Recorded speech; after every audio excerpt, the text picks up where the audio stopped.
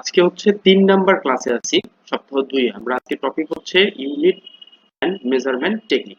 ইউনিটটা হচ্ছে কি? ইউনিট হচ্ছে আমাদের সিভিল ইঞ্জিনিয়ারিং এর মধ্যে যেই মেজারমেন্টই যাবেন না কেন, প্রত্যেকটা মেজারমেন্ট বা প্রত্যেকটা টপিকে এস্টিমেশন করতে গেলে একটা করে ইউনিট ব্যবহার হয়। এবং এই ইউনিট বের করার ইউনিট এবং এই মেজারমেন্টের যে টেকনিক, এই ইউনিট কনভার্সেশন এবং মেজারমেন্ট টেকনিকটাই আমরা আজকের পুরো ক্লাসে শিখব। আমরা প্রথমে ক্লাস অবজেক্টিভটা দেখে নিই। In this class we will learn how to take accurate measurements, convert unit properly, and understand how to apply them in real life. Construction project without accurate measurement and unit conversion estimation can never be accurate. এখানে বলা হয়েছে আমরা এই আজকের ক্লাসে accurate measurement কিভাবে করতে হয়, কনভার্ট কিভাবে প্রপারলি করতে হয় এবং কিভাবে এগুলো রিয়েল লাইফ কনস্ট্রাকশন প্রজেক্টে অ্যাপ্লাই করা হয়, এটা আমরা জানার চেষ্টা করব। Without a accurate measurement and unit conversion, estimate can never be accurate. এই লাইনটার মানে হচ্ছে আপনি যদি accurate measurement বা accurate unit conversion না জানেন, তাহলে আপনি কখনোই accurately estimation করতে পারবেন না। কেন করতে পারবেন না? সাপোজ আপনার একটা ওয়াল আছে, একটা আপনাকে বলা হইলো এই যে একটা ব্রিক ওয়াল, এই ব্রিক ওয়ালটায় এইদিকে দৈর্ঘ্য আছে 5 ফিট 6 ইঞ্চি আর এটার উচ্চতা আছে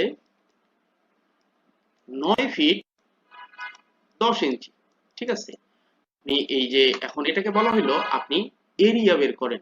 এখন এরিয়া বের করতে গেলে আপনাকে আপনি কখনো 9 ফিট 10 ইঞ্চি সরাসরি ক্যালকুলেটরে তুলতে পারবেন না।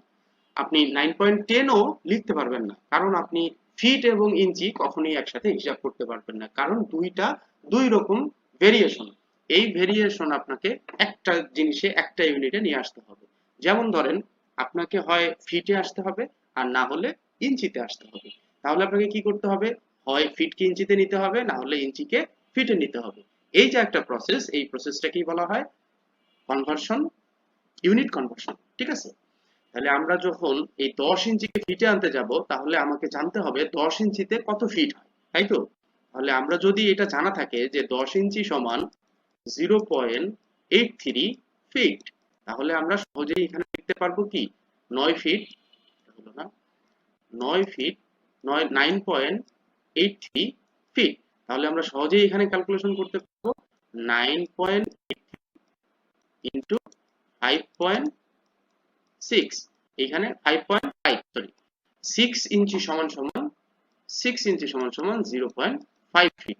আমাদের যদি এই ইউনিট কনভার্সেশন গুলো জানা থাকে, তখন আমি সহজেই এই কম্বাইন করে মানে ফিট থেকে ইঞ্চি বা ইঞ্চি থেকে ফিট করে আমি সহজেই ক্যালকুলেশনটা করতে পারবো।